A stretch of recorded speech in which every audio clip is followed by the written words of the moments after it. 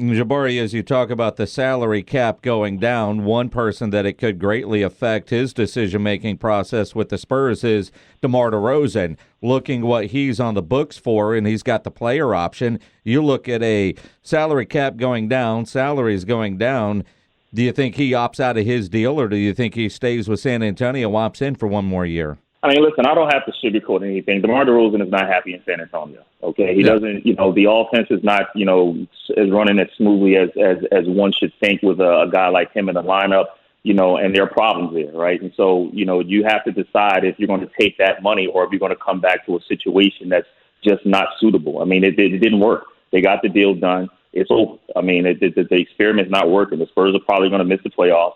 And at this point, you have to assess what you want to do with that roster and if it's meeting the benefits of what you need. The Spurs now need economic help because remember, they're not making as much money as they did when Tim Duncan, Tony Parker was going around winning 50 plus 60 plus games a year. That revenue now drops, and you have to decide if the value of the roster is meeting the expectations of what you're supposed to be doing in the revenue department. And right now, that roster just does not seem like it's suitable to win in the near future. I mean, it just doesn't. Let's keep this. That's just a fact. They're not winning. They don't look like they enjoy playing with each other. The roster just doesn't fit. Okay, it did. They tried it. It worked. Break it up. So if you're DeMar DeRozan, all of a sudden you have to decide if you want to take that $27 million, feel like you can recoup that on the back end, and then all of a sudden opt out and go somewhere else, or do you want to take that $27 million and hope that the Spurs can facilitate a trade, and then whoever you go to, that might be the location. Okay, during the trade deadline, I was hearing Miami was making a push for DeMar DeRozan.